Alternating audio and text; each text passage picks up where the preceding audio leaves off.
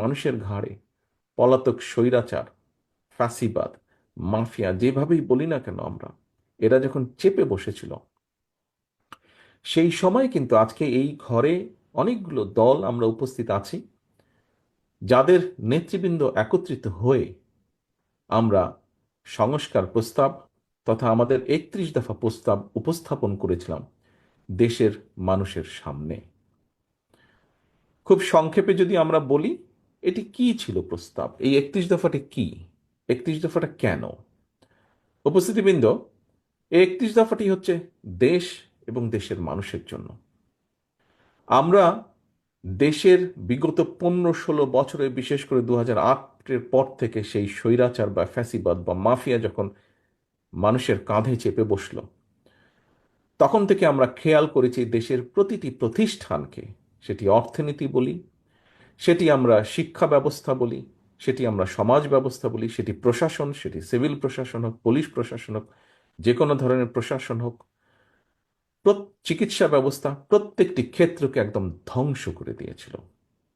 মানুষের প্রত্যাশার সম্পূর্ণ বিপরীতে তারা নিয়ে গেছিল পুরো পরিস্থিতি।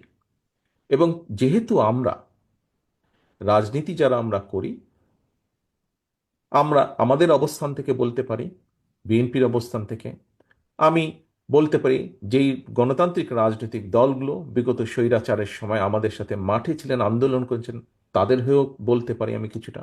আমাদের রাজনীতির মূল লক্ষ্য বা উদ্দেশ্য হচ্ছে দেশ এবং দেশের জনগণ। কাজে দেশ এবং দেশের জনগণের এই ক্ষতিগুলো যখন হয়েছে, এই ক্ষতিগুলো অবশ্যই রাজনীতিবিদ বা রাজনৈতিক দলগুলোর সুযোগ আসলে সেখানে পরিবর্তন করতে হবে। এবং এই পরিবর্তনটাকেই আমরা রাষ্ট্র কাঠামোর মেরামত বলেছিলাম সেদিন। কারণ এগুলি রাষ্ট্রের অংশ। উদাহরণস্বরূপ যে কয়টি প্রতিষ্ঠানের কথা বলেছি। প্রিয় উপস্থিতিবৃন্দ, সম্মানিত নেতৃবৃন্দ, আজকে পরিবর্তিত হয়েছে 5ই আগস্টের পরে। জনতার, এই দেশের মানুষের, গণতান্ত্রিকামী মানুষের অভ্যুত্থানের কারণে অবস্থার পরিবর্তন হয়েছে, রাজনৈতিক চিত্রের পরিবর্তন হয়েছে। মানুষ, একজন সাধারণ মানুষ স্বাভাবিকভাবেই দেখতে চায় যে তার প্রিয় মাতৃভূমি পৃথিবীর বুকে মাথা উঁচু করে দাঁড়িয়ে আছে। মাথা উঁচু করে দাঁড়িয়ে থাকার অর্থ এই দেশের শিক্ষা ব্যবস্থা নিয়ে প্রশংসা করে কিছু বলার মতন আছে, এই দেশের চিকিৎসা ব্যবস্থা নিয়ে প্রশংসা করে বলার মতন কিছু আছে, এই দেশের, খুব সংক্ষেপেও সব সহজভাবেও যদি বলি, রাস্তায় নামলে ট্রাফিক যে বিশৃঙ্খলা, এই দেশের ট্রাফিক ব্যবস্থা নিয়ে প্রশংসা করে বলার মতন কিছু আছে। অর্থাৎ একজন নাগরিকের কাছে দেশ নিয়ে প্রশংসা করার মতন যা যা কিছু থাকতে পারে, হওয়া উচিত, সেই বিষয়গুলো এক্সিস্ট করে যাতে দেশের মধ্যে।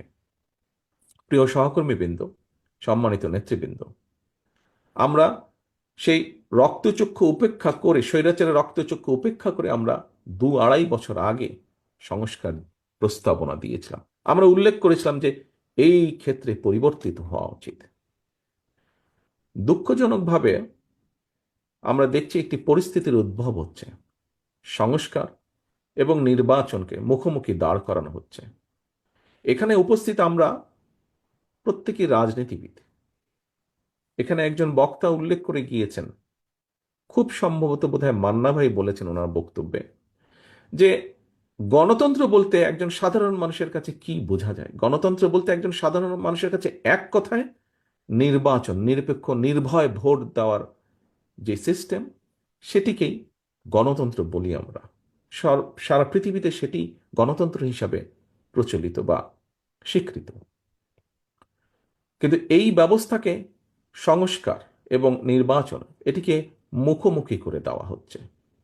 আমি গতকাল একটি কথা বলেছিলাম, আপনাদের অনেকেই সেখানে উপস্থিত ছিলেন। কথাটি হচ্ছে, দেখুন, আমরা সবাই জানি, কেউ কেউ বলছেন যে সংস্কার শেষ হবে, তারপরে নির্বাচন হবে। আমি ব্যক্তিগতভাবে বিশ্বাস করি যে সংস্কার যেটা শেষ হয়ে যায় সেটা তো সংস্কার হতে পারে না। এটা একটা কন্টিনিউয়াস প্রসেস, চলমান প্রক্রিয়া সংস্কার।